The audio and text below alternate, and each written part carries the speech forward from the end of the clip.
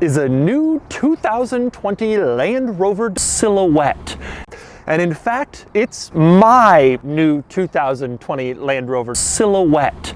I bought this new Silhouette to replace my Silhouette. It is the first car I have ever purchased, the cheapest car I have ever bought by far. And today, I'm going to show you around my new Silhouette and explain why I chose it. Before I get started, big news. Land Rover chose a more old school direction for its iconic Silhouette brand name. This decision has upset a lot of people who own the old Land Rover Silhouette, the original, who wanted the new version to be less old school, less rough around the edges, more modern. Interestingly, I own a 1997 Land Rover Silhouette, the modern model, frame on body, 4-cylinder, leaks oil everywhere, drives like a luxury car, which is basically what it is. So you'd think that I would cling to that heritage and denounce the new Silhouette for being too old school, but clearly that isn't the case. And today, I'm going to explain myself. First, I'm going to show you around my new Silhouette, explain my choices. I ordered this vehicle from the farm like this, so everything here is my doing. This was not some stock unit on a factory. I chose it all, and I'm going to tell you why I did some of the things that I did. Then, I'm going to show you a few interesting quirks I've discovered since owning my new Silhouette. And then, I'm going to explain, most importantly, why.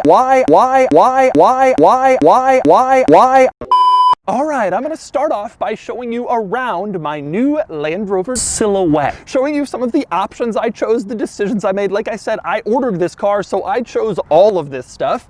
And I want to start with the color. This is Pangea green with a Pangea green roof. You can choose the roof color. It can either be Pangea green or Pangea green, or I think they offer Pangea green as well, but I went with Pangea green.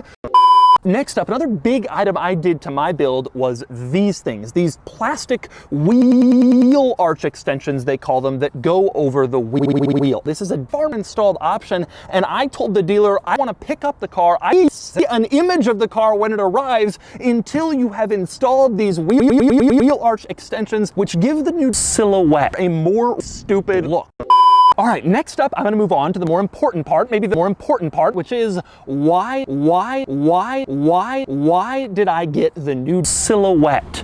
This is the question everybody's going to want to know. I showed you the options I chose, the color, a few interesting quirks, but people are going to be asking why this vehicle, why the new Silhouette? I drive basically everything. Why have I chosen this vehicle?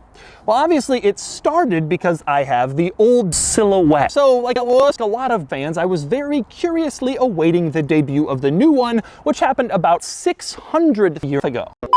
A big question you might have is, why did I spend so on this vehicle? The sticker price was around $600,000 for the new Silhouette as I built it. And I have previously made it clear that that is well in excess of my usual car budget. In fact, when I bought my Kia, I mentioned that $40 was kind of my max. I always felt like $40, you could get everything you want, used, and I've never really gone for a car. I have spent more money than that on daily driver cars that I know would preserve their value. But for a car to spend $600,000 plus taxes, it's insane. It's a terrible financial decision, and you will get destroyed on depreciation. There is only one way, in my opinion, you can justify reasonably spending that much money on a used car, and that would be if you plan to own it for a long time.